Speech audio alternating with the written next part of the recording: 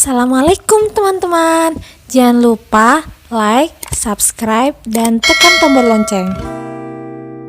Perkenalkan, nama saya Aquinita Sintastia Amelia dengan NIM T2019-8097 dari kelas Biologi 3, Program Studi Tadris Biologi Institut Agama Islam Negeri Jember. Kali ini saya akan membahas tentang fotorespirasi untuk memenuhi tugas mata kuliah Fisiologi Tumbuhan dengan dosen pengampu yang terhormat Ibu Heni Setiawati SSI MPD. Langsung saja ya, selamat mempelajari. Nah, apa sih pengertian dari proses fotorespirasi?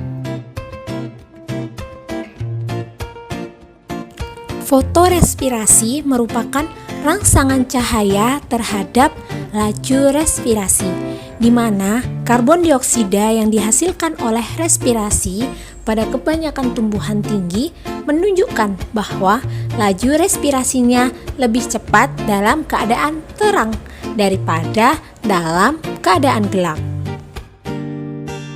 Fotorespirasi dapat berlangsung bersama-sama dengan respirasi biasa seperti glikolisis, daur Krebs, dan rantai respirasi.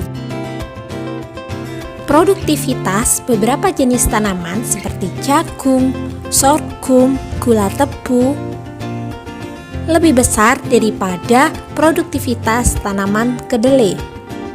Nah, salah satu penyebabnya adalah adanya perbedaan produktivitas. Hal ini akibat dari perbedaan derajat fotorespirasi pada masing-masing tanaman tersebut. Dengan adanya perbedaan derajat fotorespirasi, maka tanaman dikelompokkan menjadi 3, yaitu jenis tanaman C4, jenis tanaman C3, dan jenis tanaman CAM. Gimana sih proses dari fotorespirasi pada tumbuhan C3? Yang pertama, kita akan membahas tentang asam glikolat terlebih dahulu.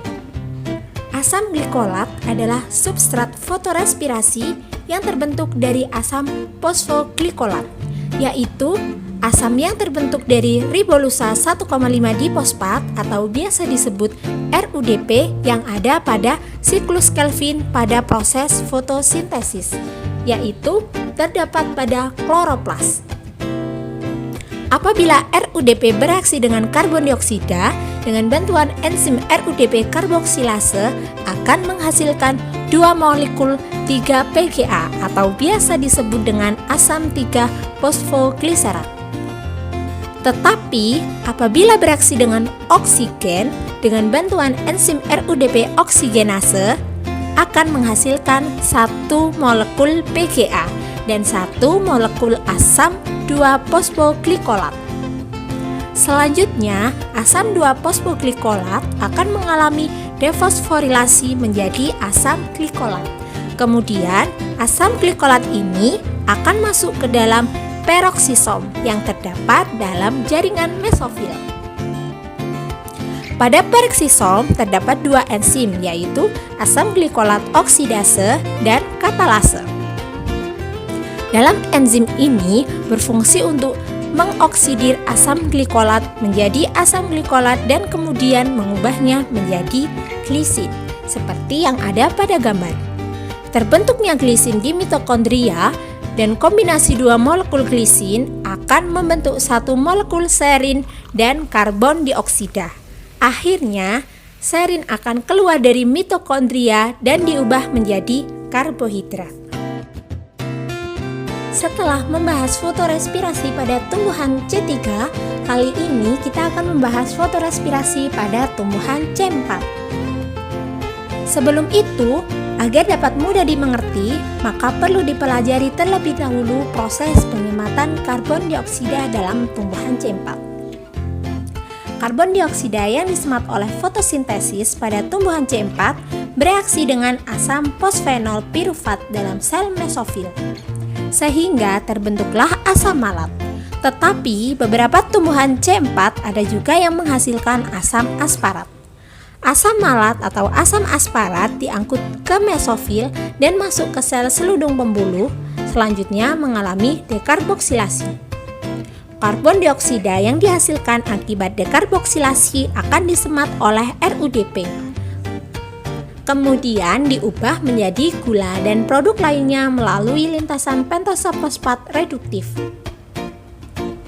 Setelah mengetahui proses penyematan karbon dioksida pada tumbuhan C4, dapat kita simpulkan bahwa reaksi fotorespirasi pada tumbuhan C4 sangat rendah. Hal ini karena pada tumbuhan C4 memiliki enzim pengikat karbon dioksida atau PEP, sehingga tidak terjadi kompetisi antara karbon dioksida dan oksigen, karena PEP hanya mengikat karbon dioksida saja. PEP akan langsung membawa karbon dioksida ke RUBP sehingga menekan terikatnya oksigen pada RUBP. Rendahnya fotorespirasi pada tanaman C4 menyebabkan tanaman C4 lebih produktif dibanding tanaman C3 ataupun CAM.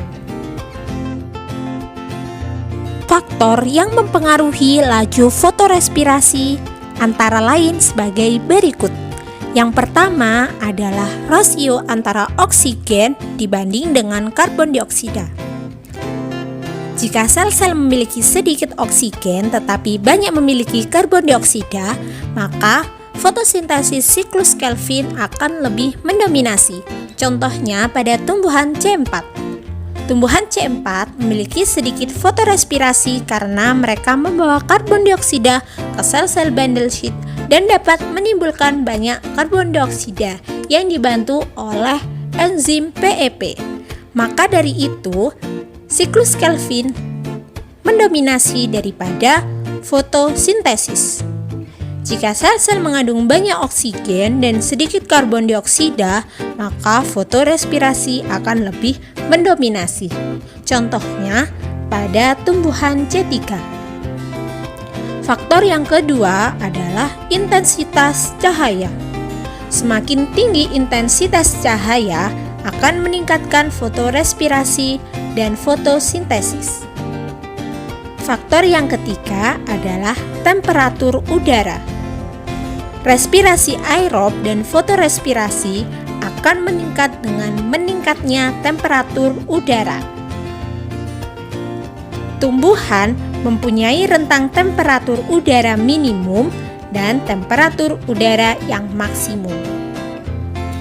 Faktor selanjutnya adalah fotosintesis neto atau laju asimilasi neto.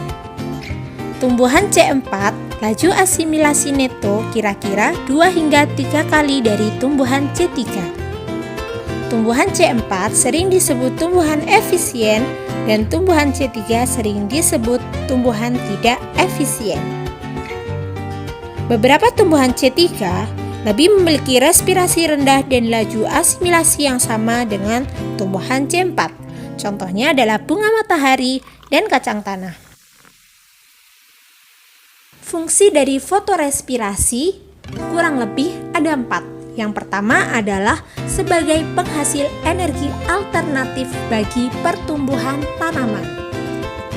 Yang kedua, sebagai penghasil asam amino atau serin dan gliserin, walaupun masih diperdebatkan kebenarannya.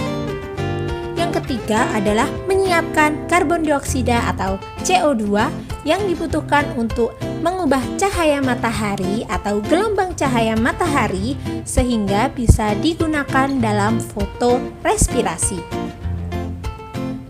Yang keempat adalah mengasimilasi karbon dioksida dan NH3 sebelum digunakan pada proses fotosintesis. Cukup sekian dari saya, kurang lebihnya saya mohon maaf. Dan terima kasih juga pada teman-teman yang sudah meluangkan waktunya untuk mendengarkan penjelasan materi fotorespirasi dari saya. Wassalamualaikum warahmatullahi wabarakatuh.